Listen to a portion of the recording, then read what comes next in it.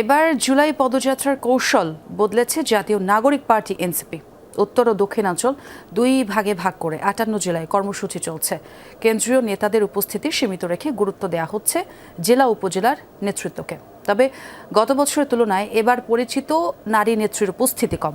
এনসিপির দাবি, তৃণমূলের নারী নেতৃত্ব গড়ে তুলতেই এই পরিবর্তন। যদিও দলটির কয়েকজন নারী নেত্রী বলছেন, জামায়াতের সঙ্গে 11 দলীয় জোটেরও প্রভাব রয়েছে।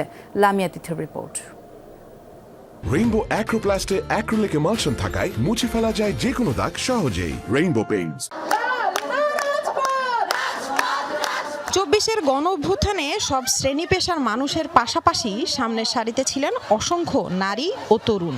আন্দোলনের গুরুত্বপূর্ণ মুখ হয়ে ওঠেন তারা। সে আন্দোলনের পরই 2025 সালের ফেব্রুয়ারিতে আত্মপ্রকাশ করে জাতীয় নাগরিক পার্টি এনসিপি।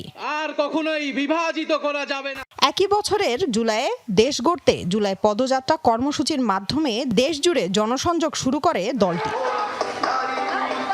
এক বছর পর আবারও শুরু হয়েছে জুলাই পদযাত্রা। তবে এবার আগের তুলনায় পরিচিত নারী নেত্রীর সংখ্যা কম। কেন কমেছে পরিচিত নারী মুখ? এনসিপির নারী নেত্রীরা বলছেন, তৃণমূলের নারীদের নেতৃত্বে আনার লক্ষ্যেই এই পরিবর্তন। তবে জামায়াতের সঙ্গে 11 দলীয় ঐক্যেরও কিছু প্রভাব আছে। আমার পার্টি যেমন তার ওমেন লিডারশিপ নিয়ে কোনো প্রবলেম নেই, কিন্তু যখন জামাতের সাথে জোট করা হয়েছে বা জামাত সহ এখানে 11 দলীয় ঐক্যে আরও অনেকগুলো ইসলামপন্থী জোট আছে, এখন ওনারা যেভাবে নারীদের অধিকার, নারীদের অংশগ্রহণ এবং সামাজিকভাবে তাদেরকে রাখার ব্যাপারে যেইভাবে তারা একমত, এই ঐকমত্য এনসিপি ব্যতীত বাকি 10 দলের ব্যাপারে ঐকমত্য নাই।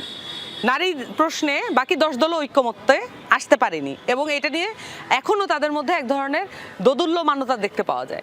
এই দোদুল্যমানতা ওই জোটে থাকার কারণে এনসিপির উপরেও প্রভাব পড়ছে বলে আমি মনে করি। সো আমার কাছে মনে হয় যে এই যে জোটের জায়গা থেকে এটা অবশ্যই প্রভাব ফেলছে। এবারে আমাদের যেই জায়গাটা সেটা হচ্ছে যে শীর্ষ নেতৃত্ব যারা, তারা যেরকম যাবে এবং স্থানীয় যারা লিডারশিপ, যেমন আমরা কিন্তু এখনো যখন পদযাত্রা করছি তখন কিন্তু সামনের সারিতে সেই স্থানীয় পর্যায়ে যে নারী নেতৃত্ব তারা কিন্তু আছে।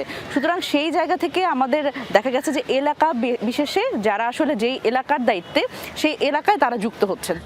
নারী নেতৃত্ব বিকাশে কি প্রয়োজন? এ প্রশ্নে নিরাপদ রাজনৈতিক পরিবেশ ও তৃণমূল থেকে নেতৃত্ব তৈরির ওপর জোর দেন তারা।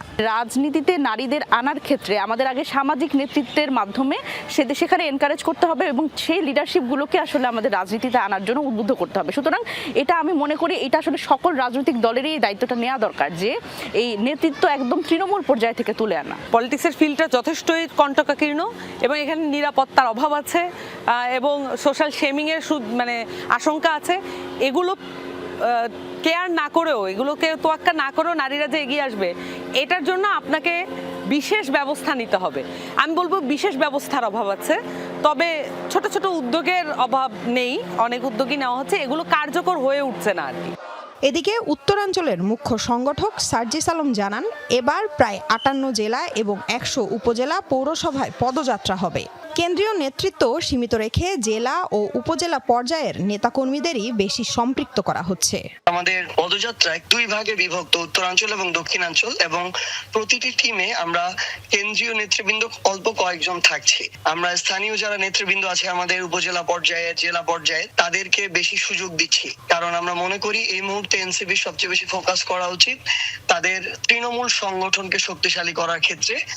2026 সালের ত্রয়োদশ জাতীয় সংসদ নির্বাচনকে সামনে রেখে জামায়াতে ইসলামীর সঙ্গে 11 দলীয় জোটে যায় এনসিপি।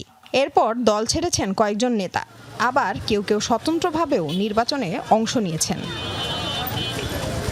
লামিয়া তিথি, যমুনা নিউজ, ঢাকা।